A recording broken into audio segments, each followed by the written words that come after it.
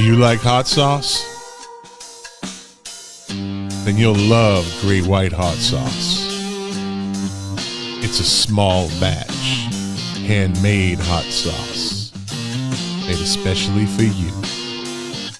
So if you want some badass hot sauce, go to www.trygreatwhite.com.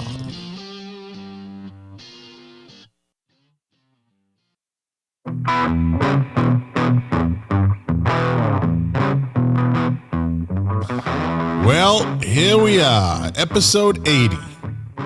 Wow, right?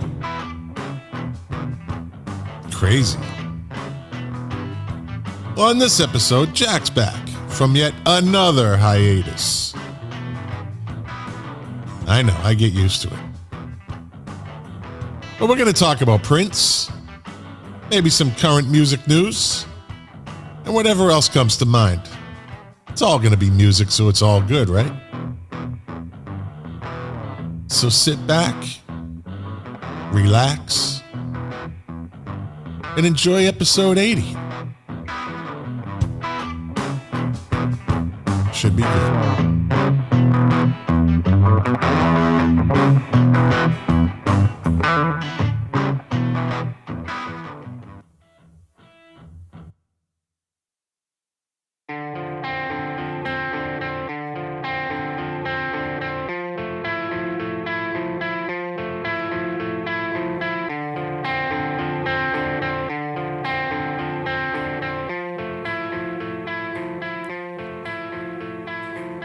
The KOFB Studio presents Milk Crates and Turntables, a music discussion podcast, hosted by Scott McLean. Now, let's talk music. Enjoy the show. Welcome to the podcast. You know the name, I'm not going to say it. Thank you, Amanda, for that wonderful introduction. Young Amanda is home. She'll be leaving, I believe, Saturday, Sunday to go back to FSU. So I think while I have her here, I'm going to do a re-recording of the intro. I'm going to update that. I updated everything else. Why not, right? End the year on a change instead of opening the year with the change. Everybody does that. That's easy, but they never stick to it. So, speaking to never sticking to it, as my friend Jack Calabrese. Wow. Hey. Wow, you're already starting, man. Hey, Can't stick to it. I missed you too. Wow. What's up, my so friend? you're gonna be re-recording the intro, huh? With Amanda, yeah. I'm gonna change the music up. As you heard, I changed up. Oh my God, you just froze. The intro, what we're gonna be talking about, theme music, right? Got a little Well, bluesy. As it pertains to your intro, one of the things that was pointed out to me recently was I lost my co-host status. You took me off. Well, it's noticeable when you're not here. You took me off. I was like, and I told them, I was like, I didn't even notice, and they were like, "Yeah, you've been demoted. You've essentially been fired." You don't listen. That's why you don't know. You never listen to the show. I don't listen to the show. I don't listen to the show when I'm on it because I don't want to hear the flaws and flubs. It's really a self-preservation thing because I don't want to second guess myself. I want to keep the vibrancy and the freshness of our interaction without having to think about how I'm coming across. And Scott, I just lost you. Where are you? Did you quit? Am I still on? Oh my God. Here we go. What happened? What just happened? I don't know. Connectivity issues. You didn't like the topic that we were talking about? No, I think you're stupid for being that way. I think you should listen to it because you're good. You're not going to fucking psych yourself out. You've been doing, dude, you do public speaking for fucking living pretty much. How are you going to psych yourself out listening to the podcast? I don't know. I just, so you know what what? if you make the mistake? That's why we do it live. How many mistakes have I made? Shut up. Let me see. Shut up. It's Thanksgiving. I made a mistake last week, and I was speaking fast. Sometimes as you know, I talk fast and I out talk myself. and I said, and this was a cringe after the show. I said Tim York. I went, oh fuck. Oh yeah. Slow down. Why don't I just slow down? Just but that wasn't that Bustelo that I drink before the show. That wasn't last week. That was previous. Didn't you tell that story? Didn't you tell the guys that story that you had made that mistake and you said that I was all over you? Like that was Peter Weller and Paul Weller. That was that story. That's when you were like, okay. What did you call him? And Peter Weller is RoboCop, by the way, right? Yeah. Peter Weller. I was on with Mark Smith last week, and by the way, we did a 2-hour show. I'm just saying. And wait, hold on a second. Who gives a shit? Look, I have to tell you, you and I have different philosophies about this, right? I think that you put in a solid hour, you get in and you get out, but that's just the way that's true. I think, right? I don't argue about that. I know and it's not just limited to this show. Like the last time that Springsteen toured, they were like, oh my God, Bruce is 68 years old. He's 68 years old and he's playing 4-hour shows. Hey, I love Springsteen. Seen him a bunch of times. Give me a solid 90 minutes. Let me get the fuck out of there. Yeah. If he's playing 4 hours, he's playing a bunch of stuff that I don't necessarily care to hear. I want to get to him in a second, but no, I mean, and it's different. I'm dealing with different styles, different types. Like, you and I have been doing this for almost 2 years, because imagine that. And, we have the way we do things, and we've gone 90 minutes before. When I'm talking to, say, Lou Colicchio and Mark Smith, then it can be, I don't know. It's just different conversation. As you have a conversation with me about music, you might have a conversation with somebody else that's shorter, like, a quick conversation, or it could be longer. Sure. It's just the dynamic. It's not, I don't mind doing an hour as long as we do an hour. I get it. Again, we have different philosophies. You on your side of the world right now, you actually have a clock that's saying that we're, 3 or 4 minutes in. My phone right now is actually counting down. I have 57 minutes left. You're such a fucking asshole. You're such a fucking asshole. Speaking of assholes, I gotta go sleepy time. Speaking of assholes, let me see where I kept this article. Let me see. Well, basically, I have it somewhere. I'm not going to seek it out. It's in my notes somewhere. But I read an article with Bruce Springsteen the other day about his ticket prices. And they said, well, some of the tickets are going for upwards of $5,000, where, this, that, and the other thing. And he's like, well, my whole career, he goes, first of all, I'm 73, so criticism doesn't really bother me. I'm used to it by now, and da-da-da. And he says, in my whole career, I've always tried to keep ticket prices low, which he can't control that. It's bullshit. But he said, so I just said to my guys this time, what's everybody else doing? What are all the other bands doing? And they're doing that pricing, what is it? So what's the term for it? Dynamic pricing. Dynamic pricing. So let me finish. So he says, well, so I said, let's just do what everyone else is doing. And, and they said, well, what about the $5,000? He said, well, how's this? Put it this way. If you don't like what you heard, get your money back on the way out. Yeah. If you know what, you pretentious fucking old piece of Woody Allen look like shit. Fuck Bruce Springsteen. And fuck John Mellencamp too. Fuck that motherfucker. We'll get to John Mellencamp in a second, but it's funny. Like you and I thinking the same thing, because I actually do have that exact section of the Rolling Stone article, and I was actually going to kind of read through it. So, the interviewer said it caused a bit of an uproar in the fan community because some of the tickets use dynamic prices, and some tickets hit $5,000. Did you know in advance about the price points and the dynamic pricing, and do you have any regrets about that? And Bruce says, what I do is a very simple thing. I tell my guys, go out and see what everybody else is doing. Let's charge a little less. That's generally the directions. They go out and they set it up. For the past 49 years or however long we've been playing, we've pretty much been out there under market value. I've enjoyed that. it's been great for the fans, which I'll tell you, having seen Springsteen many, many times, that's bullshit. Exactly. His ticket prices have been generally on par with anybody he else. Can't control the ticket prices. He doesn't have that power. I think he has some input into it, but, production. Ticketmaster and Live Nation aren't listening. Okay. So he said, this time I told them, hey, we're 73 years old. The guys are here. I want to do what everybody else is doing, my peers. So that's what happened. That's what they did. And he laughs.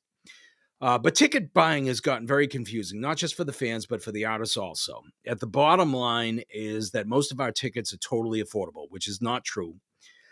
They are in an affordable range. We have those tickets that are going to go for that higher price somewhere anyway. The ticket broker or someone is going to be taking that money. I'm going, hey, why shouldn't that money go to the guys that are going up there and being on stage and sweating every night for 3 hours? So here's the other thing that you had made reference to. It says, as you said, the fans were pretty upset. Backstreet said it caused them to suffer a crisis of faith. They wrote an op-ed where it said that the dynamic pricing violates the implicit contract between Bruce Springsteen and his fans. How did you feel about that? All that blowback against you? He says, well, I'm old. I take a lot of things in stride. He laughs. You don't like to be criticized. You certainly don't want to be the poster boy for high ticket prices. It's the last thing that you prefer to be, but that's how it went. You have to own the decisions you made and go out there and just continue to do your best. And that was my take on it. I think if folks come to the show, they're going to have a good time. It's horseshit. Did he say, did you get to the part where he says, but if they don't like what they see, they can get their money back on the way out? Like you go up to the ticket guy and say, I want my money back in the box office. You know what? He's just a fucking old jack off now. Yeah, so he said it created an opportunity for that to occur. So at some point we went for it. I know it was an unpopular with some fans, but if there are any complaints on the way out, if you have any complaints on the way out, you can have your money back. Look, the bottom line is that Bruce Springsteen and the E Street Band are all complicit in this, and they're fleecing their fans. Yes, I mean there were tickets out there that were over $5,000, and there are still tickets available through Ticketmaster, which is, I think, a criminal organization in the way that they run things, that is still well above $1,500, $1,700. Look, people shouldn't have to choose between a mortgage payment and going to see Bruce Springsteen. Which, by the way, because he's one of the elites. He's one of the Hollywood music industry elites that they just don't give a shit anymore. Well, here's the thing. Bruce has always been about like the working class guy and whatnot, and he's definitely turned a corner for a guy that's worth what, $500, $600, $700 million. He's going out on the tour and taking advantage of people, basically in a recession. Now, if you're in a recession, maybe you shouldn't go see Bruce Springsteen regardless of the price. But you know what? You're just blatantly fleecing your fans. And by the way, not for nothing, Bruce Springsteen, 70 plus years old, he's not as good as he was. He should be charging less. Yeah. I agree. I just out of curiosity, when I read that article, so, you think about Bruce, hundreds of millions of dollars. But I looked at, some of the other members of the E Street Band, like, okay, maybe he could play it off. Well, the band members may need it. Gary W. Talent, the bass player of the Bruce Springsteen, E Street Band, is worth $50 million. None of those guys are hurting. No. But that, the bottom guys line are here, so I figure, why don't they get a piece? They're sweating. Get the fuck out of here. Yeah. The bottom line is that, I don't know. There's got to be some type of revolt from the fans. Like, look, the only way that those ticket prices come down if the fans stop buying them. But the thing is, you said it earlier. He's worth $500 million. Do you think he gives a fuck if they show up or not? Like, at 73 years old, is this like a typical money grab? Like, how much more? But you got to think of it. You got to think of it the opposite way. I mean, if Bruce Springsteen says, look, not for nothing, if people had such a problem with the prices of the tickets, why are all the shows sold out? Exactly. Somebody's affording it. Somebody's making that choice. I just think it's in bad faith. It's not the people, the working class people that built his career, that he built his career on them, on their pockets, Sure. on their paychecks. Sure. And then when he gets, like Howard Stern, once you get to a certain point, now you get a seat at the elite table and you're a fucking sellout. They all want it. They all want a seat at that table. Once they get it, the fans don't matter. I mean, Howard Stern still has a following, but it's not like it used to be. You know, well, people it's like me definitely jumped off that bandwagon. It's definitely different. There's no question about it. Yeah, it's different. Now they're more like I said, so the people that are making, you know, I don't know, let's just start at a number, that are making over $100,000 a year can afford a ticket, you know. But that's, you start getting up into classes, right? Yeah. And it's not like it's monetary class, you know. Yeah. And that's what he knows. He knows those people with that disposable income are going to buy his tickets. Metallica just did it down here, and talk about building your legacy on the backs and pockets of regular people. You know more about this than I do. That show that you're referencing, or the shows, if there were more than one of them, There's that one. Metallica, weren't they kind of special shows? Wasn't it like a small, intimate type thing where they played an unusually small place? No, it was at the Hard Rock, in the Hard Rock Hotel and Casino in Hollywood, and Hard Rock Live holds about, I don't know, 5,000 people. 5,000? I think it holds about 5,000. Yeah. So that's a small venue for Metallica, right? And they played their first 2 albums. So that was it. They didn't play anything from look, Master look, of Puppets. I'm not trying to excuse what Metallica did, but I think, look, for me, if Springsteen said that instead of playing the the TD Garden, the Boston Garden, and he was playing the Orpheum, that holds 1,500 or 2,500 seats, a small venue like that, you know what? Then I can see the ticket prices, and I can kind of excuse the Metallica thing, that if they were playing a much smaller venue that gave their fans kind of a different and a more intimate experience. And in all honesty, I don't know what Metallica was charging, so I may be way off base here. No, the tickets were upwards of $2,000, $3,000. But was that the same dynamic pricing thing? Yeah. That, look, the reality of it is that the artists are complicit and they are benefiting by it. Yeah, the working class people are the ones that say, "Hey, what about us? We've been following you." Like somebody said, I've been following Metallica my whole life, pretty much since I was a kid in junior high, middle school, and now I get a chance to see them, and the tickets are $2,000. That's how, I've been buying their records, and they kind of look at it that way. They're like, "I'm just bring the price down, work it out." Work it out and get the price down to the regular people, not the Fort Lauderdale, West Palm Beach, Miami crowd can come up and spend all their money and have oh, look at us in here seeing fucking Metallica. I guarantee you not a one of them had a fucking Metallica t-shirt on. You know what I mean? In jeans and work boots. So while we're on the topic of Ticketmaster, obviously, I think we're both aware of the whole Taylor Swift debacle, and which I just think the Taylor Swift thing, I don't think is anything new. I think it's just brought a heightened awareness because of who Taylor Swift is, and that there are enough people in the government that have children, grandchildren, nieces, nephews, or whatnot that were adversely affected. So they've been awakened by that particular situation. But let me share something else. A couple of weeks ago, as you know, I went to that Bono, has written a memoir and he's out doing a book tour. And he did his second stop, I believe it was at the Orpheum Theater in Boston. Again, smaller venue. I don't think it holds any more than 2,500 people. And there was a strict 2-ticket limit per person through Ticketmaster. So dynamic pricing, I was able to grab a seat at a relatively reasonable price. But here's the thing.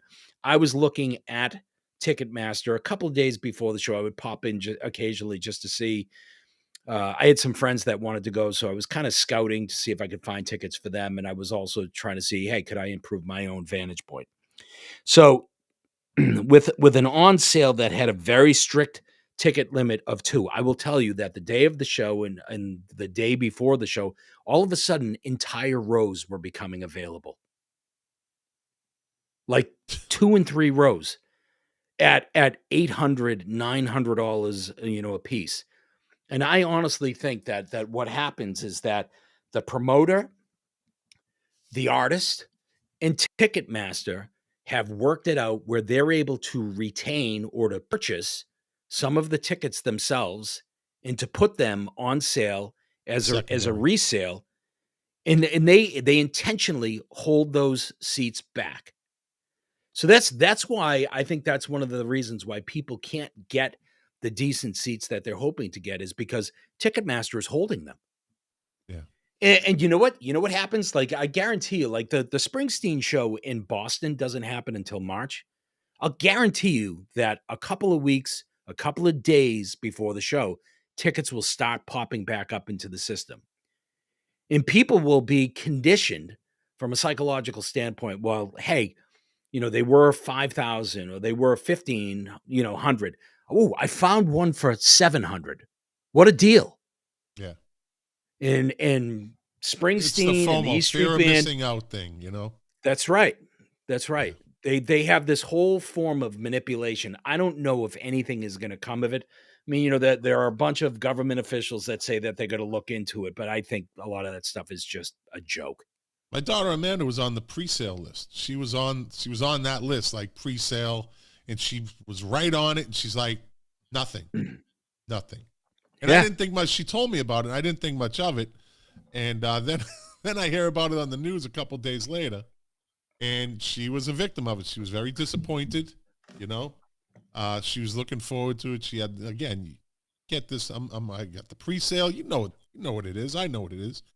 You're like, I'm just going to move in at the time and get my tickets, and then the public goes on sale the next day. But so, yeah. You know what? Here's the thing. Like, look, you and I probably at one time or another bought tickets off of a scalper, whether it was a Patriots, Red Sox game, concert or whatnot. And look, I'm not defending, scalpers, but those guys and gals that got into scalping, they worked for it, right? Yeah. They waited out in line. They made the phone calls. They put in an effort. And I'm not saying it's any better or worse, but the reality of it is that Ticketmaster has the capability. They have access to all the tickets. They create this desire for these seats because they have the capability of purchasing them. It's almost like insider trading. Yeah, that's a good way to put it. You think about it, right? Ticketmaster, if Bruce Springsteen, let's say it's a lesser known act, they buy a bunch of tickets in the hopes that they're going to create such a demand that they can actually upcharge people, and if not, they can just put them back in and recoup what they made. Yeah. Oh, absolutely. It's a lost art. Scalping is a lost art. I knew all the scalpers when I worked K9 security at the Boston Garden. I knew every one of those scalpers. And actually, I had one. I needed it. Most of them from Southie, right? You had Charlestown, Dorchester, and Southie. Those were the big three that. And I knew them all. After a while, I had to pound some heads off the wall to get their attention. But we all came to an agreement, and then we all ended up liking each other. Like I have 100 stories about those guys, but. And they did work for it. And back then, that's what they did. They worked for it. And it's a lost art because now they just go online and get tickets. These dudes would wait in the line in front of the building, overnight to get these tickets, and then they'd resell them. Then they buy off of you. You got any extra tickets? It's a whole thing. There's always a two-man. It's a two-man operation. One buys, one sells. But have you ever? Did I ever? Go on. Did I ever share the story of waiting in line at the Orpheum Theater for, I think it was Van Halen tickets? So, me and a couple of buddies of mine, we skip school and we take the train into Boston and we go over to, not even Ticketmaster, it was Ticketron. Ticketron, that's right. Yeah. And we get in line, and we're probably, maybe 15 or 20 people back. There's a bunch of people that had either gotten up super, super early in the morning, or they stayed out there overnight.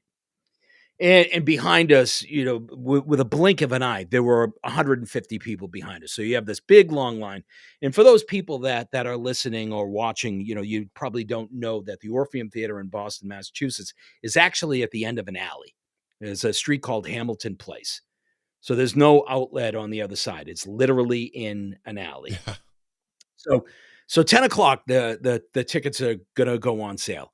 Literally 5 minutes of 10, a white van pulls up at the end of the alley, and a guy gets out with a baseball bat and slides open the van door, and about 10 young kids our age or whatnot get out of the van and walk up, and they push everybody back, and those people got the first 10 slots in line.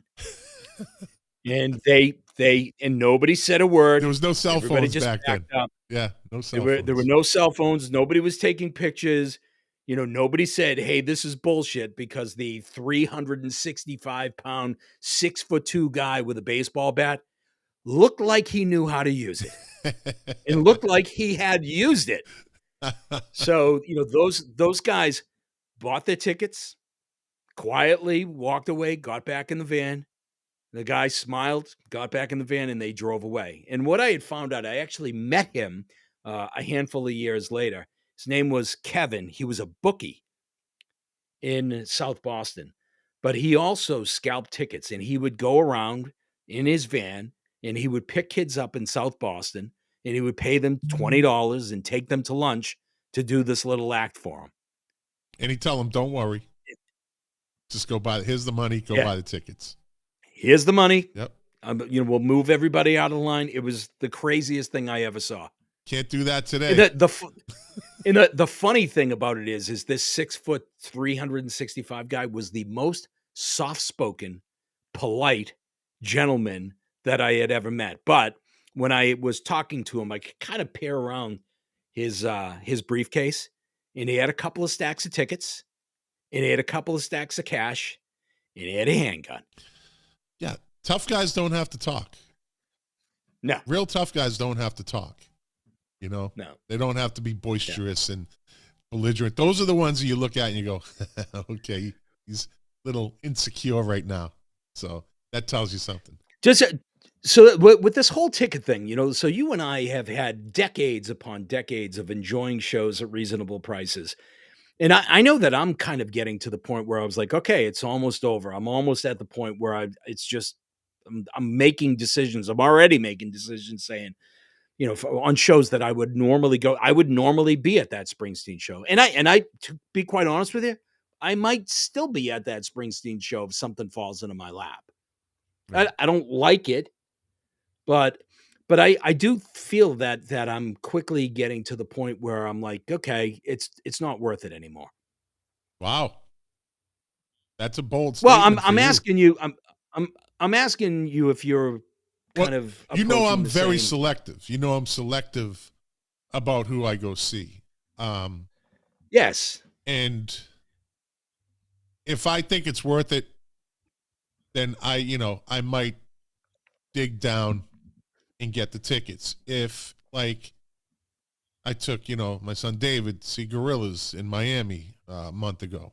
And those tickets weren't cheap, but a reasonable 125 each, See how I say that? A reasonable one. And this was general admission on the floor where we always go. And we're always, you remember where we were at the Garden? Where if you're looking at the stage, you're at the left of the stage. Yeah. Yeah. We were at the left staring. It would be the right side for the act. We always end up at that angle. I don't know why. We've seen him 3 times. Miami, Boston, and Miami. And we always end up on that side. But, it was worth it because he's a super fan, Yeah. There's groups that I've just kind of bypassed. I'm like, I'd like to see him, but I'm not going to. I'm not gonna pay that much money. It's crazy. Like I would have liked to have seen Chrissy Hind a few years back. She was charging fucking $300 a ticket. Fuck Chrissy Hind. Nah, you ain't worth $300 a ticket, babe. I saw you when you were young and you were great. I saw you, unfortunately, in the second Pretenders. It's still great. It's Chrissy Hind, really. I'm not paying $300 to see you. No. I think the Tears for Fears and Garbage, I went out of my way to get better tickets, like closer to the stage. So I paid a reasonable price for that, for each ticket. I think it was probably, for me and my wife, I think $500, right? But those were two bands, Garbage and Tears for Fears, that were always on my bucket list. And I always seemed to miss them, So, and it was kind of and my wife really had a great time. And so that was worth it. But I'm very selective about, I'll let a band pass. So I had the experience again this past Saturday. So Deb and I have friends, that are huge Pink fans, and Pink is playing 2 nights at Fenway Park, and it's not just Pink. So Pink is obviously the headliner, but Brandi Carlile is the mid or the middle act, and Pat Benatar and Neil Giraldo are the opening act. And I was like, it's a pretty solid lineup. And I had tickets in the basket. I had found some, and I pinged everybody. I was like, I can't do it without talking to everybody. I was like, guys, look, I have them. They're okay seats, but it's $1,600 for these 4 tickets. Right. $1,600. And part of that is, do you know that, and I read this in an article yesterday, that the fees tacked on to the tickets through Ticketmaster are almost 80% of what the ticket price is. Yeah. No doubt. And those fees, like a lot of people well, fuck Ticketmaster, right? They're the ones charging that fee. That fee is divided, at least based upon this article, amongst the venue, the promoters, the artists, and Ticketmaster. So not only is the artist benefiting by the ticket price, but they are now benefiting by the fees as well. Yeah, absolutely. So. Music has become a big business. That's it. I mean, all these acts, they have social media to promote them, so they have no problem getting the hype going, and then it just turns into a vacuum cleaner for money. Well, the crappy thing about it is that it has a trickle down effect, because I used to be of the mindset, well, look, if Metallica and Springsteen are charging, big money, maybe this is the opportunity to start seeing bands that are up and coming in smaller venues that maybe don't have the same production and cachet or whatever it is. But even those things, like, normally a band that you would see at the Paradise, or at a jazz club, that used to be $30. Now it's $90. Yeah. About 6 years ago, I think it was, I went to see the Black Angels. I told you the story, in this small club. They're a band out of Austin, Texas. They're kind of like the psychedelic rock, like very heavy psychedelic. A lot of reverb on the guitars, which I like. I just like the Black Angels, and I think I paid fucking, I don't know, $40 for the ticket, $40. It was in a small club that probably couldn't hold. There was no seats. It was a bar. It was literally like a bar with a stage, right? Probably held I don't know, 200 people, and that was great. I got to see a band I liked for like $30, $40, Yeah. It's all proportional now. So, the reason I missed the show last week, as you know, is I went to see The Smile. So, Timmy York, and Bobby Greenwood. I couldn't believe it. I cringed. I said, fuck. Timmy York and Bobby Greenwood of TV Head. So they played this place called the Roadrunners. So Tom York and Johnny Greenwood of Radiohead, they have an offshoot band called The Smile, which, by the way, great record. If you haven't listened to it, you really should. Right. And I know that you're at least a passive Radiohead fan, probably absolutely. more than that. Yeah. But their ticket prices were relatively reasonable. But get this, and I know it's coming across like we're two old guys complaining about everything's too expensive now. But I was there with my son. So at the Roadrunner, voice again. It was at the road. That's too expensive. Dude, man, me and you we're turning to the two old guys in the Muppet Theater up in the balcony. I think we're actually preaching for the people. We can buy these tickets, but we understand. We're not pretentious. Dude, it's just all, it's getting so, crazy. So again, Zach and I go to this show and I was like, hey, I'm going to go up and get a drink.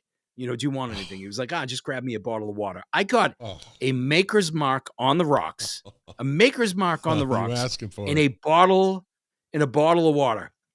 $27. You're asking for it, buddy. I know. It's fucking $27. A bottle is like $8 for a fucking bottle of water. It's fucking crazy. $27. Yeah, that's a whole nother topic for another time. Hey, have you ever been to a show in this strange phenomenon? The whole row in front of you, literally 50 seats, is empty. Have you ever had that happen? Yes. Yeah. Me and Phil Kelly went to see Depeche Mode up at what used to be Tanglewood. It's changed its name 17 times since, but you know where it is. And it's an amphitheater, and the fucking it's sold out, and people are like, those little chairs, you're standing up elbow to elbow, and I'm looking at this whole empty row, right? And I'm like, what the fuck? So I just tap Phil and I go, come on. So we just step over and we move down a couple. We separate by about 3 seats, and we had the whole row to ourselves. And somebody taps me on the shoulder and they said, dude says, hey, do you mind if we come into your row? They thought we bought the whole row. Yeah, come on down. I just told you, it's all right. Yeah, come on in. Come on down. So what did you say Tanglewood was? What kind of a theater was it? It's an amphitheater. Don't fuck with me. If you notice during the new intro for Great White Hot Sauce, I say WWW. So I heard you cracking up three shows ago. WWW. So what? I call it WWW. I'm old school. Here we are. Scott WW2. I'm broadcasting from the February Amphitheater. No, February. Say it right. You can't. February. Yeah. There you go. So, hey, let's back up a little bit. So when you were saying fuck you to Bruce Springsteen, you also included John Mellencamp. Why was that? That fucking piece of shit. There was a picture of him on Twitter at the Indianapolis Colts game the other day, last Sunday. And they played the national anthem. He's up in the the booths. Everybody's standing up for the national anthem. He just sits. He sat for the national anthem. So intentionally, like he was protesting? He's a big fan of Colin Kaepernick. That's what it ends up. He's a big fan of that. This fucker, ain't that America, and little pink houses, and fucking ROCK in the USA. You know what? ROCK up your ass. If I saw John Mellencamp right now, I'd bitch slap him. I don't care. Security or none, I'll fuck them up too. I'll bitch slap that old bastard. You want to be that guy? You fucking made your career on being All-American? Jack and Diane. Fucking the Hey, leave me out of it. Leave me out of it. Oh, well, I'm Diane evidently to you because you've called me that. Easy there, big boy, sucking on chili dogs. Album, everything is, everything's America, all American. This motherfucker sits for the national anthem. And he either said or it was reported that he did it intentionally because of his belief or shared belief with Colin Kaepernick. Let me see if I took the see. And by the way, I'm not doubting you. I'm just not aware of this incident.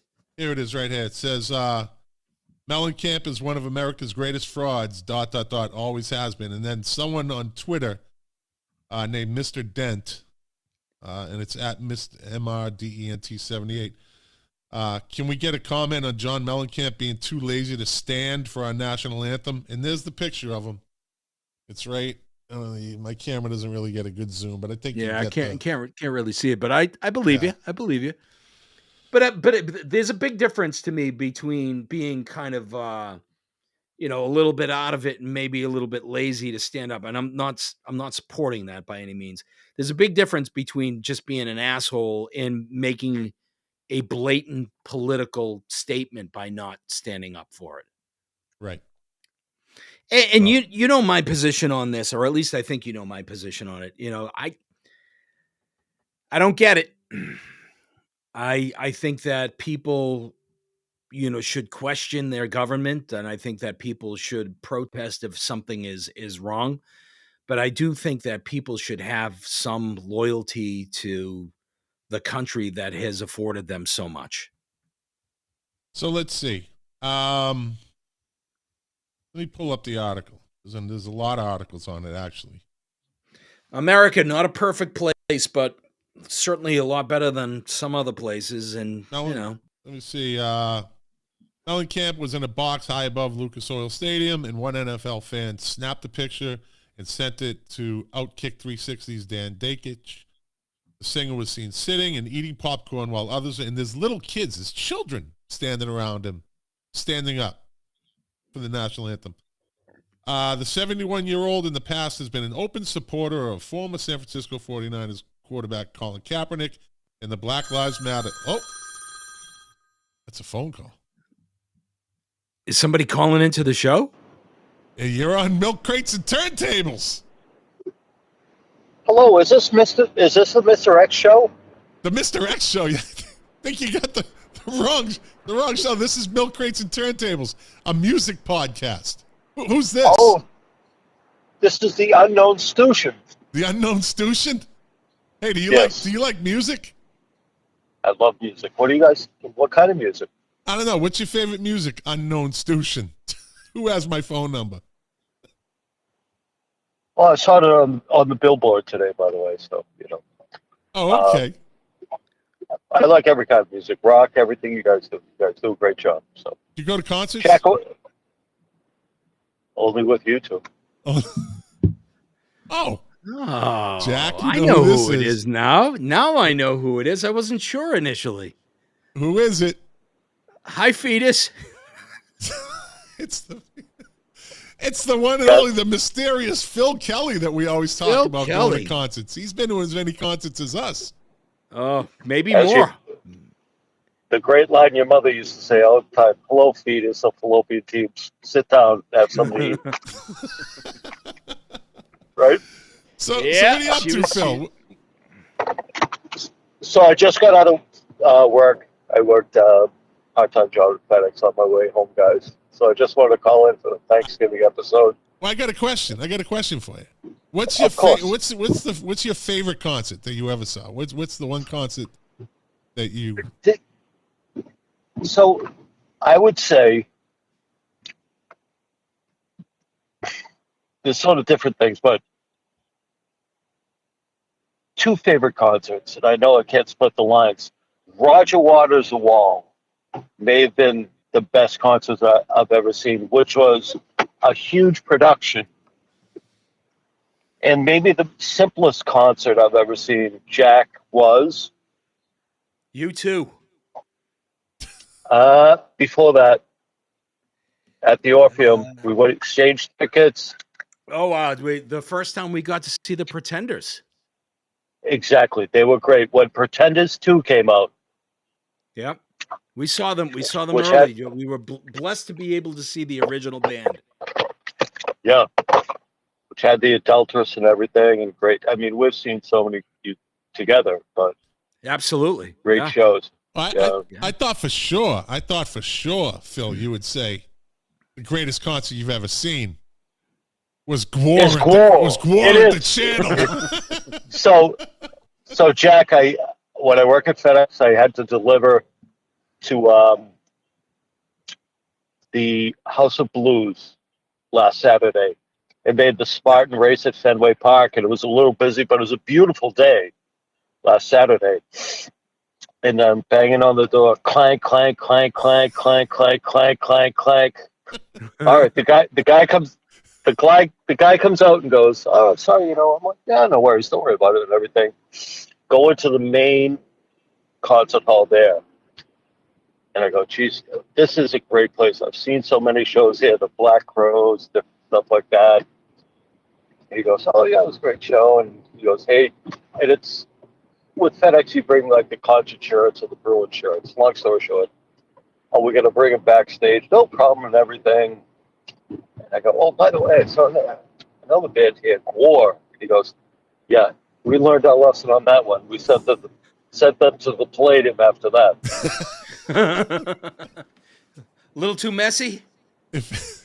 Too much K-Rose syrup and red dye number 2? Didn't ask, just looked at him. Okay.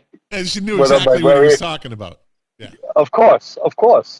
So if anyone listening hasn't heard of Gwar, or if people that have heard of Gwar but have never seen them in concert, you got to go on YouTube and check out a Gwar concert. It is something like you've never seen in your life. First time I saw them, you can't even be prepared for it. You can get told all about it, but you can't be prepared for it. It's just not.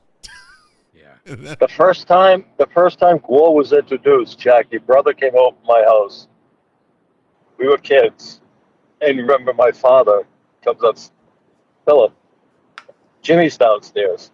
And Jimmy used to come over occasionally and whatever, sit down up there with my father. He goes, "You have to go downstairs." "Oh, all right, yeah. Okay, come on. Come upstairs and everything." My father gave him a beer, and he comes upstairs, and he's covered with blood. I'm like, "All right, what happened? What happened?" He goes, "You have to go see this band." I'm like, "All right, I'll take you home right now, Jimmy. We'll go right now." And I walked them back. But they were the ultimate band to see, without a doubt. The original lineup. When Jimmy first started to go see the band Gwar, he was so proud of it, and there were a lot of people that didn't even know who they were, but he would take public transportation back covered in that fake blood, and he would just sit there with that goofy smile of his. His smile was comparable to, you remember Full Metal Jacket when the guy's sitting on the toilet before he shoots a sergeant? I am in a world of shit. Yeah. Just that look. Yeah, the great look. Well, the whole goal of a Gwar concert is to see how much blood you can get on you. Like, without a doubt, they don't avoid it. They try to jump into it, which is a whole nother thing. So do you either of you still have a shirt covered in blood that you? No. Have not? Can't say that I do. I do not. Can't say that I do. Do you? Fucking lightweights, of course. Now we're talking 35 years ago, right? 40 years ago. And you still got the T-shirt with the Gwar blood on it. God rest in peace. Phil, may Odorous Urungus rest in peace. There is not a more perfect shirt to wear for Thanksgiving dinner. You're right. You're right. Jack, can you name the members of Gwar? Absolutely not. Okay, so you had Odorous Urungus, you had Slaymeister Hyman, right? Slaymeister Hyman. What is it? Slaymeister Hyman, yeah. So give us the names, Jack. I mean, Phil. Beefcake the Mighty, Sleazy P. Martini. The best. Yeah. Techno Destructo. and I think that's it. Yeah. We'll have to call in Jimmy together. We'll have to call in Jimmy. Yeah. Yeah. But. Well, all right, buddy. Listen. Jimmy would be interesting. All right. Thanks for the call, my friend. Oh, guys, happy Thanksgiving. Love you. God bless you. Love you too, buddy. God Love you too, Phil. Take care, man. Take care. All right. You too. Oh, the infamous Phil Kelly calls in. Phil's the best. Hey, I didn't realize when did you start taking phone calls on this show? I had my phone on. I just had my phone on. Oh, so it was unintentional. He called, yeah. Yeah. He had said something in a text earlier, but I didn't believe him. He never calls. It's always texting with him. So Phil is one of the best concert wingmen ever. absolutely. Absolutely. Just great guy, go with the flow, Yep. Always up for everything. Yep. He's the best. And he'd be up for a fight too if he needed to. I don't think I've ever seen Phil. Yeah, I mean, you know me, I'm not a fighter. Yeah, I've seen him scuffle. He's like 6'1". He's not a small guy. Yeah. He looks like Kevin McHale. I always said he looked like Kevin McHale. I was talking to the guy across the hall from me in the office the other day. We were for some reason we got onto the subject of being kids and scrapping and that type of thing. And he's this goofy, obnoxious guy. And I was like, so when you were younger, how many fights? Let me rephrase that. How often did you get beat up when you were a kid? He goes, you are an asshole. I was like, yeah. Hey, let's switch gears for a minute. Do you have do you have any Thanksgiving songs? Did you make a list of Thanksgiving songs? Well, I mean, there's really only one Thanksgiving song that I play every year, and it started off on record and then probably moved to cassette and CD, and now it's digital. But while I'm preparing, whether it's peeling potatoes or wrapping scallops in bacon or whatever, I still listen to Alice's Restaurant by Arlo Guthrie every Thanksgiving. Oh, all right. Cool. And I listen to the whole thing and I love it. I could probably recite half of it. It's a great story. Oh, it's a great fucking story. It's a great story told with there's a lot of humor in it. And I do like his attitude in it. Yeah. And it still makes me laugh. Yeah.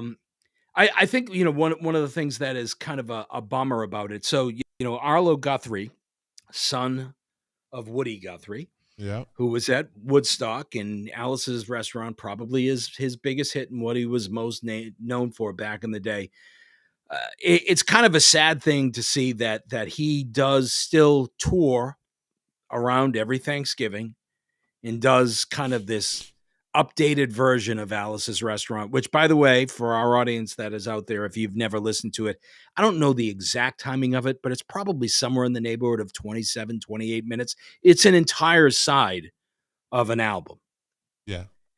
And he's tried to recreate it and to bring it more up to date through like the Iraqi war and whatnot. And it's just a pathetic attempt to revive something that it's just like it was a moment in time. It was a moment in time. There are some songs that shouldn't be remade, just like there are some movies. Just leave it alone. Yeah, well, Hollywood can't do that. They just leave it. Like I know. Sooner Sooner or later, somebody's going to want to remake The Godfather or Jaws or The Shawshank Redemption, and they're just going to destroy it. Yeah, actually, I heard Bradley Cooper will be doing. He'll be playing the part of what's his name, Steve McQueen's character in Bullet, like Jim Bullet or something. I think the guy's name was. So Bradley Cooper is going to be playing that character, which I could see that. See, that's good. You know what I mean? Bradley Cooper's a good actor. Yeah, but Bradley Cooper, Steve McQueen. That's a tough call. Look, I don't know. Maybe there are just different levels, but it doesn't bother me so much that he's remaking Bullet. I don't regard Bullet as being like that's like a part two. It's not. They're not remaking it, but yeah, he's taking over the character. There are just some things that you should just leave alone. Yeah, there's certain characters you can't replace. You know what I mean? There really is characters that shouldn't be messed with, but yet they do. So I came up. From a cover standpoint, and I'm sure that there are a bunch of them out there. But look, there's some great cover songs out there, and there's some songs that probably shouldn't be covered. Like, nobody should be covering "Stairway to Heaven." Exactly. Just leave it alone. Not even Greta Van Fleet. No. No. I look. I know it at the what is it? The presidential awards. Hart did like a live version of it, which was great, but I don't know. It got leave it accolades alone. because they pulled it off. They pulled it off their version, and it got a lot of accolades. And it was their version. It was very. It's a hard song to live up to if you're going to try to do it. It can either crush you or it can make you. And those girls, those ladies are veterans, and I'm sure that they picked that song and worked their asses off to get it right, because that is such one of those songs that you just, if you miss a note, it's going to be noticed. You know? There's some songs out there that just leave them alone. There's just no way that you're going to be able to outdo the originals. So just do something different. So I came up with a playlist of songs for Thanksgiving. Okay. Right? Let me go over them. And we can touch on some, maybe we can't. Now, I look at songs about Thanksgiving being food, family, friends, and being thankful. Because that's basically what Thanksgiving is for. You know, it's my favorite holiday. This year, we only have 10 people. Usually we got 16, 17 people. So it's a small Thanksgiving. But I always want to be around friends. Everyone should have a place to go on Thanksgiving. So I got these songs. Maybe you've heard of some of them. Maybe you haven't. Did you know that Ray Davies did a Thanksgiving Day, a song called Thanksgiving Day? I'm not familiar with that. It's actually pretty cool. It's almost in the light of Father Christmas. Okay. Right? So it's actually, it's a Ray Davies song, and it's actually pretty good. You have, then I have Ode to My Family by the Cranberries. Right? Okay. She was I watched that video today.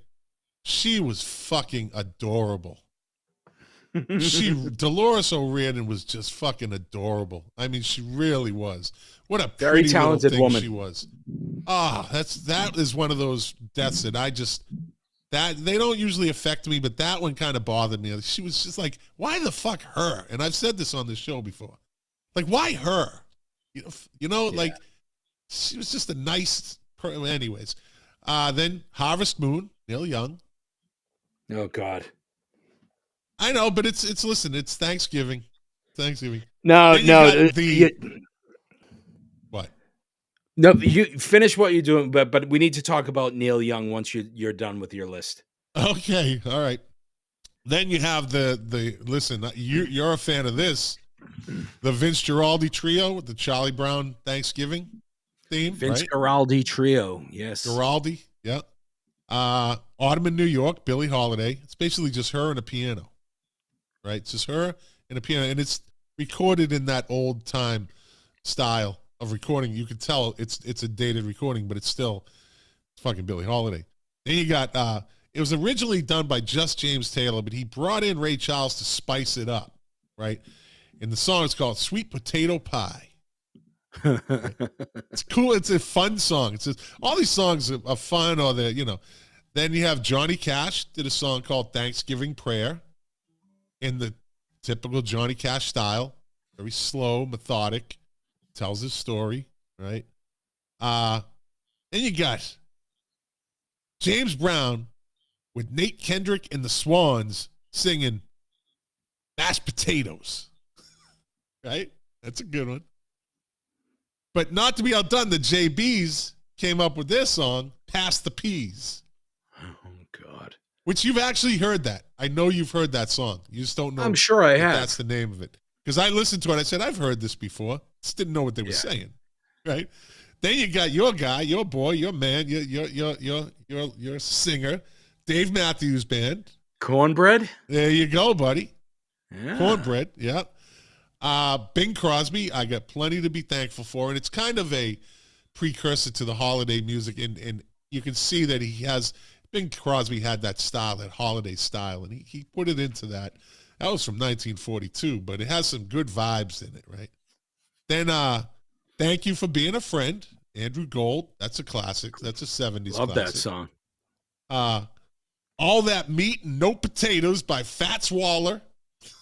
Right? Fats Waller. Jazz guy, right? Trumpeter. Pianist. Thanksgiving Song by Mary Chapin Carpenter. It's kind of slow, but it's a Thanksgiving song. I'm not a big fan of hers, but then you got of all the songs, Sly and the Family Stone, Thank You for Letting Me Be Your Friend. I like this song. It's one of their kind of obscure songs. It's called Thankful and Thoughtful by Sly and the Family Stone.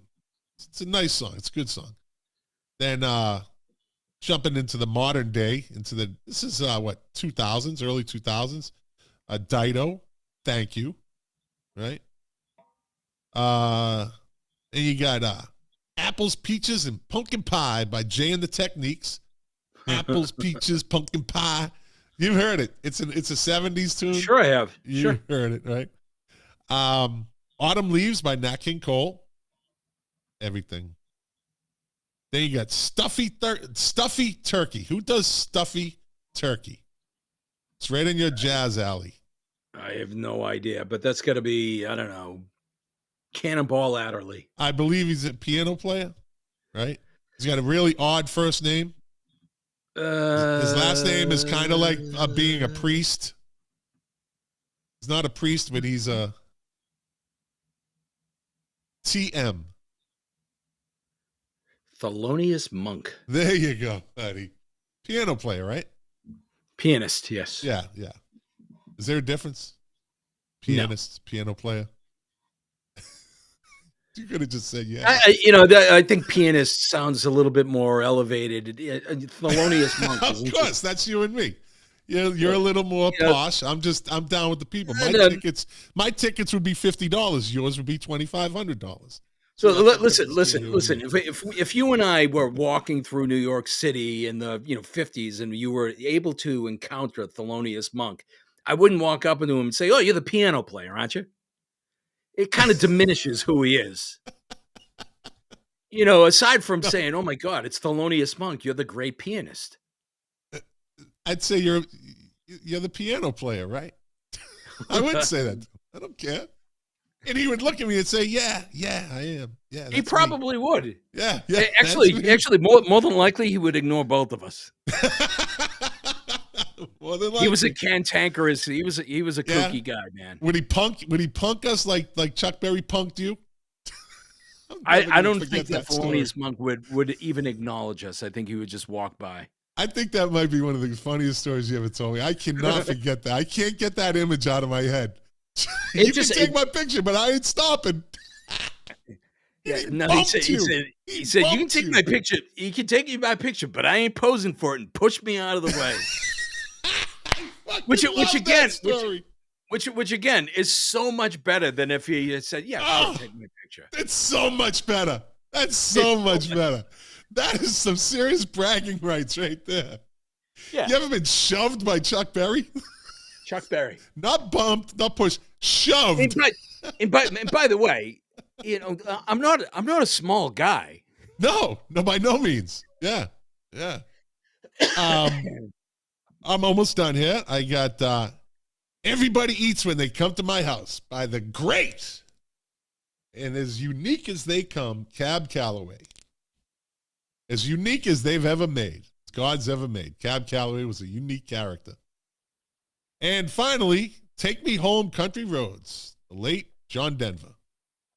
I wouldn't say great. Would you say great? I think John Denver was certainly an icon in the 70s. Yeah. Okay.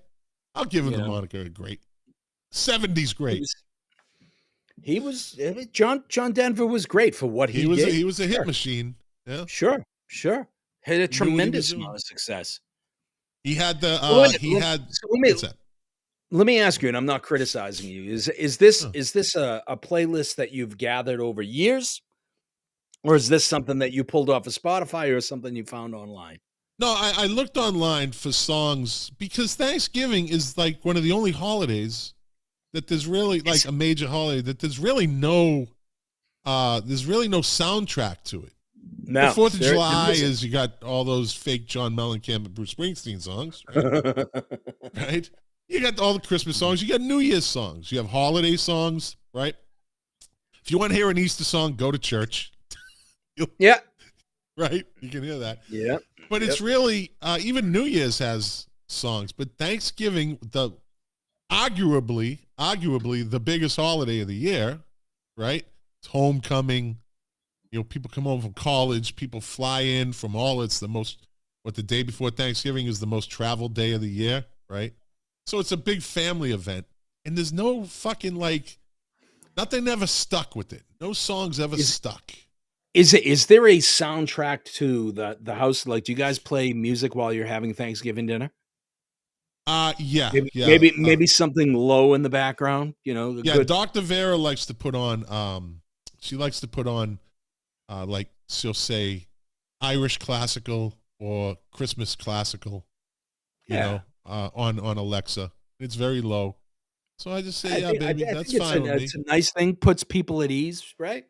Yeah, it's nice. It's a nice background. There's no it's not a soundtrack like this. So I had dug. Do you have something playing in the background? Yeah. We'll put on like a chill or a light jazz, or again, it's not, you don't want anything with a lot of vocals that's going to be intrusive and to stop conversation. It's background music. Yeah, exactly. So, and sometimes, she likes, classical Christmas because we already put the Christmas tree up. We haven't decorated it, just got put up. And because I'm retired and some days I have nothing to do, so I'm going to put up the tree. What the hell? Hey, listen, I think you should celebrate Christmas as long as you can, because once it's gone, then the rest of the year is just fucking drag. We got to start up again. I'm a big holiday guy. I like jumping into it and absorbing it. Yeah, it was fucking 75 degrees here yesterday, and I had the fireplace going. Just because. Wait, there it is. Shh. I heard it. I was doing the show at Mark Smith last week, and like fucking clockwork, train goes by his house. And he knew exactly where it was going. He said, that's the eastbound train going to blah, blah, blah, blah, blah. I was like, damn. Yeah, but that's Mark. Where are you going? Where's your train going? More than likely, that train is heading toward either Boston or Portland. I can't tell, and I don't know the schedule well enough to tell if it's going north or south. Is it a commuter train or is it a freight train? There's two of them that will actually pass through Dover. There is an Amtrak commuter train called the Acela. I think it's called the Acela. Oh, the Downeaster, I think it's called, which runs from Portland to Boston. And then it takes you right into, so you can go from Portland, Maine to North Station in Boston. Downtown Boston. So it stops, Dover is one of the stops. Portsmouth is one of the stops. There's a bunch of them. But the wacky thing, and I don't know why or how they did this, but, Boston being the goofy town that it is, if you want to go from Portland to New York, you can take the train from Portland to Boston, but then you have to jump on the T, because the Portland to Boston train lets you off at North Station.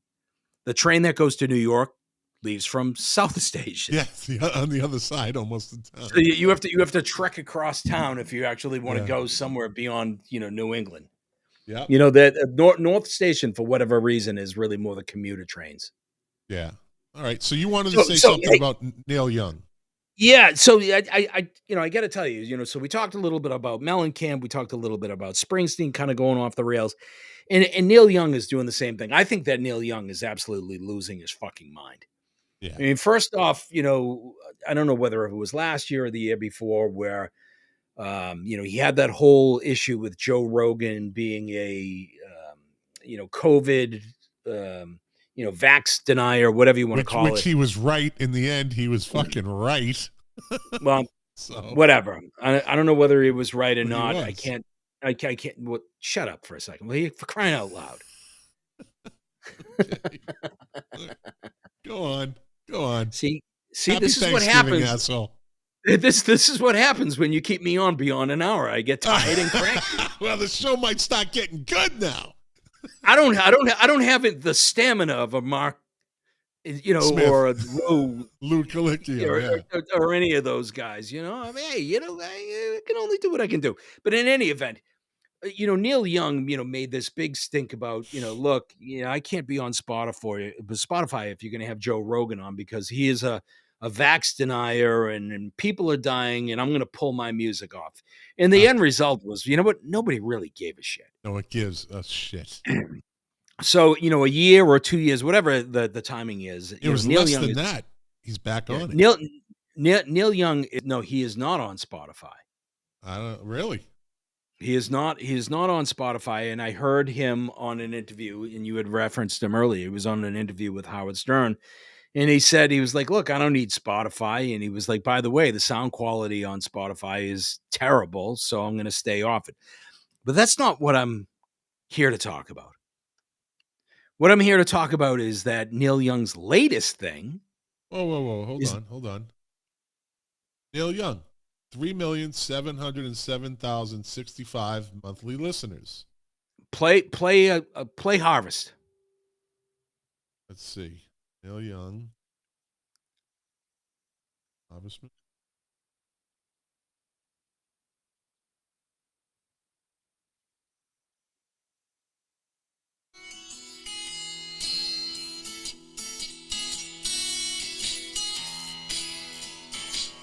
It certainly sounds like Neil Young. It is.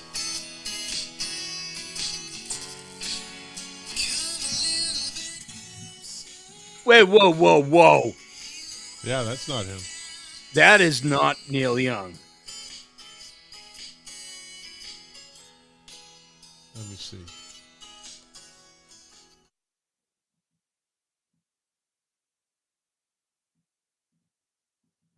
Yeah, I mean, I could look through here, but I think anyways, he's not on there. He's not on there.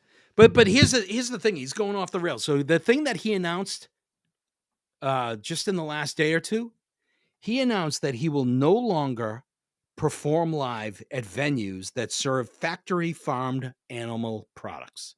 Oh, what's he fucking? He's starting to steal from Morrissey.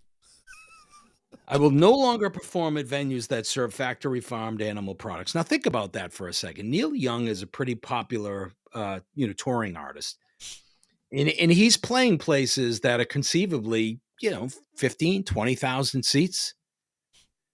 And he's demanding that these venues now offer, basically kind of sustainable farm to table. And I get it. I understand the concept and, his position on it that factory farm animals are detrimental to the environment, blah, blah, blah.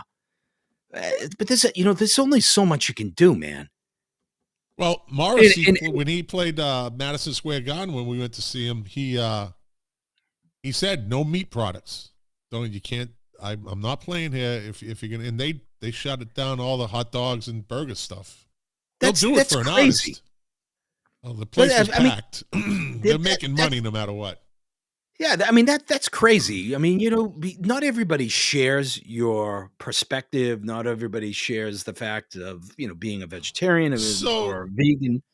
The thing is, with Morrissey, like I was saying, he walked out of a show last week, 30 minutes into it, because it was too cold. When you go to a Morrissey show, you got to expect these things. He's very, what do you call it? What's the word when they're? He's an asshole. Yeah. Yeah, look. So not for nothing. With him, but when Neil Young, is like, now I'm. Yeah, but not for nothing. Morrissey, you're being eccentric. An asshole. He's very eccentric. I don't give a shit if he's what he is. People paid money to go see him. They paid for parking. They paid to go out to dinner. They paid for babysitting or whatever. They are in the same environment that he's in. He's probably in a better environment. They probably have heaters on the stage. So, you suck it up. What, for walking out on the show? By the way, on December 4th, Deb and I are going to see Morrissey. Are you really? Yeah, he's playing at the MGM. He's playing at Fenway. Oh, wow. Okay. Good luck. Last show of the tour. But it's the very first time that when I bought the tickets on Ticketmaster, I actually paid for the insurance. I'm telling you. I was a couple years ago before COVID, I was going to fly up there to see him at the Orpheum. And a good thing I didn't buy the tickets because he canceled that show. So, It's a roll of the dice. I've been fortunate. I'm 2 for 2. I hope you get to see him, but don't expect a lot of Smith songs. He plays. I've looked at a couple. He plays like of the three Smith songs a show, maybe 4. Yeah, he's somewhere I thought between like 4 and 6. Not even that many. Not even that many. He does all. I mean, he has a larger catalog of his music than he does with Smith's, but he throws the Smith song, and it's interesting to see which ones you get. Like, you know what I mean? He might come out like I saw him in Miami, and he came out with an encore with "Asleep," which he hasn't played in concert in years. So it's interesting that sometimes he plays "How Soon Is Now," sometimes he doesn't. Yep.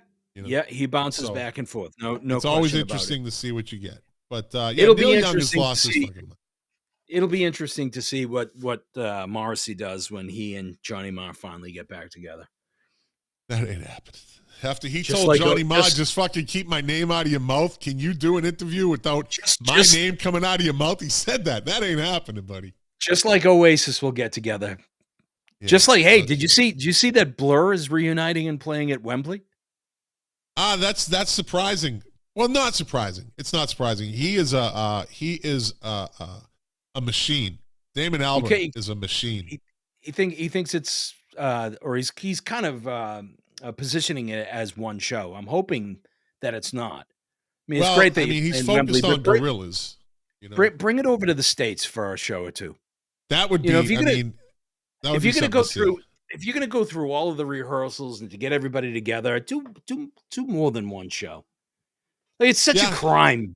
It's such a crime that Led Zeppelin did that one show at the O2 in London and didn't do one in the United States. How much would you pay to see Blur? And I know a lot of people out there are like, who's Blur? But how much would you pay to see Blur? I'd pay I don't know, 2. I'd go. Yeah. I'd go like 250. That would be the highest I would go for that. Yeah. You know. Yeah. But he's very good. He doesn't touch anything Blur when he does all this Gorillaz stuff. I haven't seen him. I haven't seen him up to this point, and my life is just fine. Yeah. Who? Blur? I haven't seen Blur in concert, and my life is just fine with not having seen them. He kind of did a quick reference to him the first time we saw him in Miami. It was at a outdoor venue, and they always start the show off with M1A1. And at one point, there's this high crescendo, and he gave out a woohoo. That's the closest he's ever come to doing it, and he's never done it. The other times I've seen it, he hasn't done that. So it was kind of cool that he did that, but he never ventures into that world anymore. But sorry. So let's start wrapping this up. I got you on overtime right now. So I'm going to give you the top 10 this week in 2004. Gets a little shady in the early 2000s. Gets a little shady. All right. Gets a little hard. Gets a little hard. Let's hear it. Let's hear it. So we got number 10 this week. In 2004, let me see. Let's Go by Trick Daddy featuring Lil Jon and Twista. Lil Jon went on to become really big. Number 9 this week in 2004, Lean Back by the Terror Squad. Number 8 this week in 2004, Breakaway by Kelly Clarkson. That's when she was starting to hit her peak. Number 7 this week in 2004, She Will Be Loved by Maroon 5. Number 6 this week, I know, Just Lose It by I hate Eminem. That band. I know, they really are one of those bands, right? Number 6 was Just Lose It by Eminem. Number 5, Over and Over, Nelly featuring Tim McGraw. That was the first crossover of rap and country.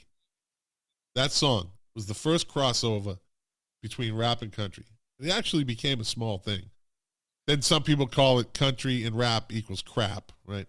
So, number 4, Lose My Breath by Destiny's Child. Right? They were getting ready to break up. Number 3, Goodies by Sierra featuring Petey Pablo. Number 2, Drop It Like It's Hot, Snoop Dogg featuring Pharrell, who is a brilliant producer. in his own right. And number one this week in 2004, My Boo by Usher and Alicia Keys. Usher is a very underrated entertainer, I think. Wait a minute. You think Usher is underrated? I do. I don't think he gets that because he's not on the radar much. Like, he doesn't continue on. But I think this generation, I could ask this generation, huh? I think he's pretty damn popular. I don't know. I just don't think he gets that the accolades that he deserves. But hey, listen, what is that? You know what time it is now, Jack? It's time to go make a sandwich. I'll try to be quick. On this day, November 22nd, I'll go backwards. In 2019, Polestar published their list of the top touring artists of the 2010s in North America. Who do you think came in first? The 2010s. No. Okay, U2. U2 came in first. Just that year? Yeah. No, the 2010s. The 2010s. Right? I understand. All right, you don't have to yell at me. $1,038,104,132. Rolling Stones came in second. Let's see. In 2016, Johnny Cash's house went up for sale, whatever. In 2005, on this day in 2005, poems written by Bob Dylan. Oh, did you hear the fucking controversy with him now? What's his deal? What? So he had this book.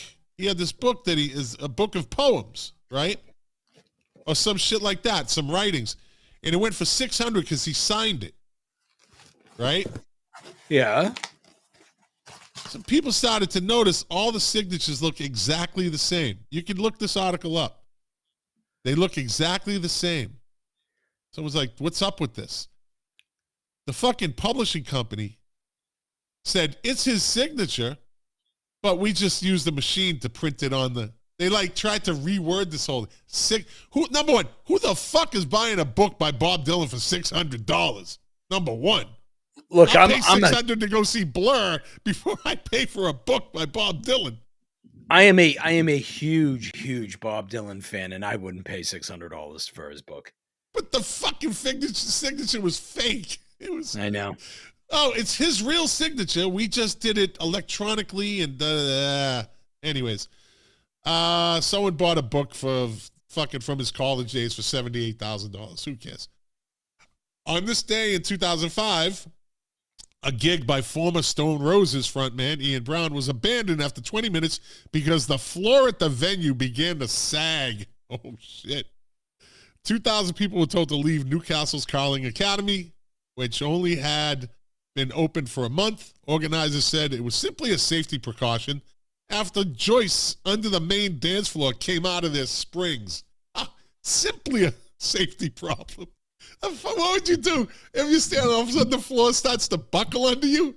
Oh, shit. What the fuck? Let's see.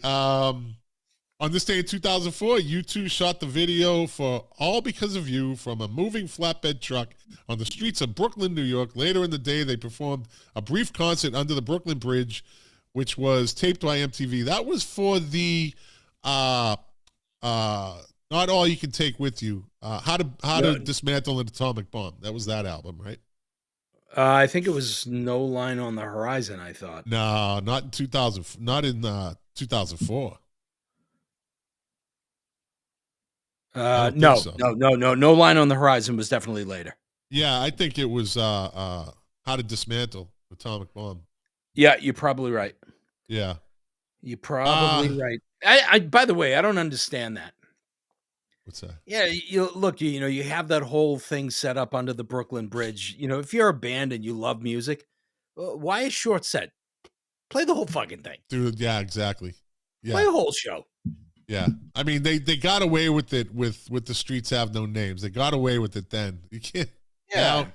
Now, it's like on this day in 2004, Ozzy Osbourne struggled with a burglar who escaped with jewelry worth about £2 million from his Buckinghamshire mansion. Osbourne told reporters that he had the masked raider in a headlock. Can you picture this? He- Can you imagine the guy? Can you imagine the guy being in the headlock? Can I have your autograph? Who the fuck?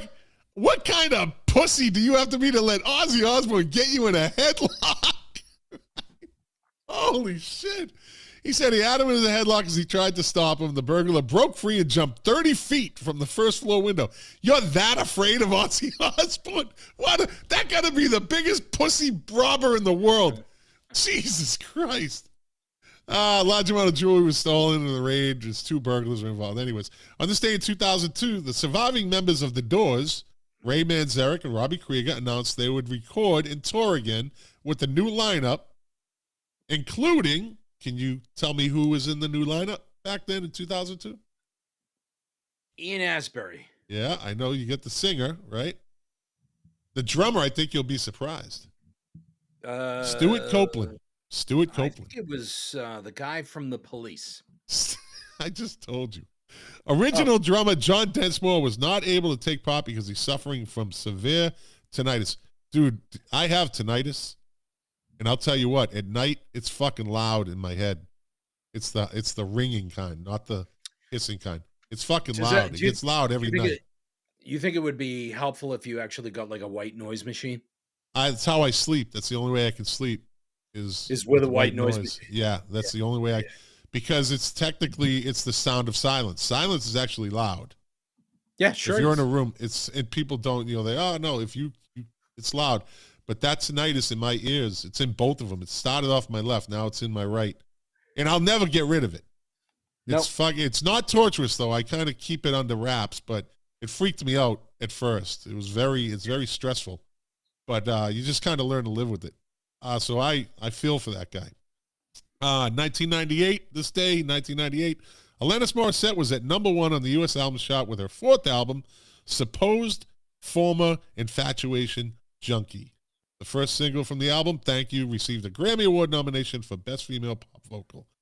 On this day, it was a sad day on this day in 1997. INXS frontman Michael Hutchence was found dead in a Sydney hotel suite, having taken his own life. The 37-year-old who co-founded the best-selling Australian band in 1977 was beloved for his emotive vocals and captivating live performance. The New York posted an article on him. They basically, whoever wrote the article, they basically recapped the documentary Mystify. But they said they did kind of compare him. He was kind of a cross between Mick Jagger and I forget who else they compared him to. It kind of got me thinking, you know what? He did have that swagger. He did have that persona. He was a great front man. He was a great front man. Great voice. Talk about a guy who doesn't get credit where credit is due when you talk about great frontmen. Like I always say, Scott Weiland doesn't get credit for being a great frontman. I mean, that dude. Now, Lane Staley, he didn't do much. He had a great voice. He was a great singer for that band. When you talk about a frontman, I saw the Stone Temple Pilots twice. Scott Weiland was a fucking great frontman. Fantastic. On this day in 1994, Pearl Jam released their 3rd studio album, Vitology, which was first released on vinyl and became the first vinyl album to appear in the U.S. chart since the domination of the compact disc format. That's interesting for 1994. They were kind of ahead of their time doing that. I'll give their promotional people credit. That one. But it didn't catch on. Like the vinyl thing just didn't really catch on. They followed the release in other formats 2 weeks later, whereupon it became the 2nd fastest selling CD in history, behind only the band's previous release, Verse. Wow. On this day in 1991, Alice Cooper came to the rescue of 2 fans, Patrick and Deanne Kelly, whose California home was about to be repossessed. Repossessed? You don't repossess a house. You foreclose on a house. Anyways. Patrick had painted Cooper's face on the house to help sell the property. Alice Cooper showed up and signed autographs to help raise money for the couple. Pretty cool. This is fucking creep factor 10. On this day in 1990, Bill Wyman announced that his 17-month marriage with model Mandy Smith was over. If you'll remember, with consent of her mother, Smith had started dating the 47-year-old Rolling Stone bassist when she was just 13 years old. Why do you think the Rolling Stones never took him back? He didn't just retire. They were like, dude, you're a fucking pedo. Yep. And we're done with you. You're just going to bow out gracefully. You're never coming back. They never talk about him. He's never referenced. Nothing. They kind of just like ghosted that fucking weirdo. And the funny thing is, his son, fucking weirdly enough, dated the mother. Andy Smith's mother. Yep. The fuck? Anyways, on this day in 1986, Stevie Ray Vaughan and Double Trouble kicked off a 149-date North American and European tour. Right? I think that's the one I saw them, at the Orpheum in November, 86. Let's see. On this day in 1980, ABBA, good. On this day in 1975, On this day in 1975, Casey and the Sunshine Band started a 2-week run at number 1 in the singles charts with That's the Way I Like It, the group's second U.S. number 1 of the year. The Beatles, no thanks. Bob Dylan, married Sarah Lynn, who cares? Beatles, who cares? This segment is starting to get better. Yeah. No, you're right. The Beatles shit is way too much of it. I'm like, after a while, even I get fucking sick of it. And I look for content. I like content. On this day in 1957, Simon and Garfunkel appeared as Tom and Jerry on ABC TV's American Bandstand. Anyways, and finally, we're getting to it, buddy. Born on this day in 1968. This is in Rasa Dawn from the American alternative hip hop group Arrested Development, who scored the 1992 UK and US number 2 and US number 8 single "People Every Day." This is the curse right here. The group won 2 Grammy Awards in 1993 for Best New Artist. The fucking curse, because they were never heard of them again. And the Best Rap Performance were also named Band of the Year by Rolling Stone magazine. The fucking kiss of death. Best New Artist, right? Born on this day in 1950, Tina Weymouth, bassist for the Talking Heads. Born on this day in 1950, Stephen Van Zandt was born in Winthrop, Massachusetts at the Winthrop Hospital. Stephen Van Zandt, Little Steven of the E Street Band. I actually went into Wiki and changed that. I was the one that added Winthrop, Mass to that. Oh, did you really? Yeah.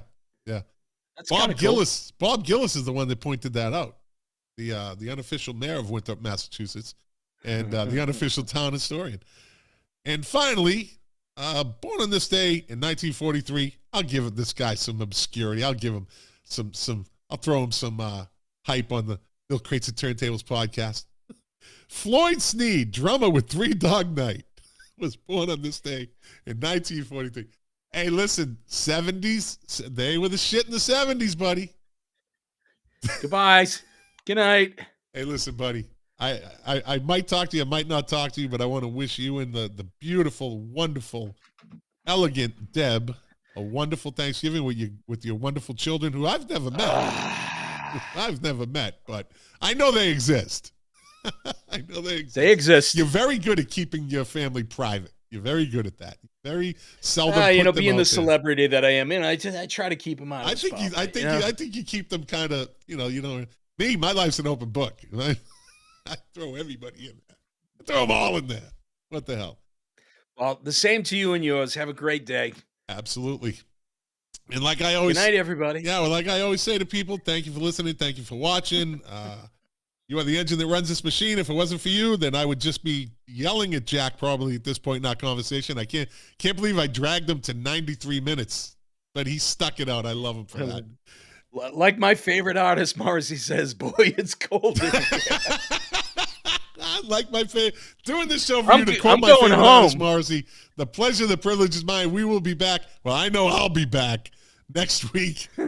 If you want to watch this show, if you want to see us, find it's on the YouTube channel, Milk Crates and Turntables YouTube channel. Like, share, hit the alert bell. We're on every week. And that's it. Everybody have a great Thanksgiving. Bye, Scotty.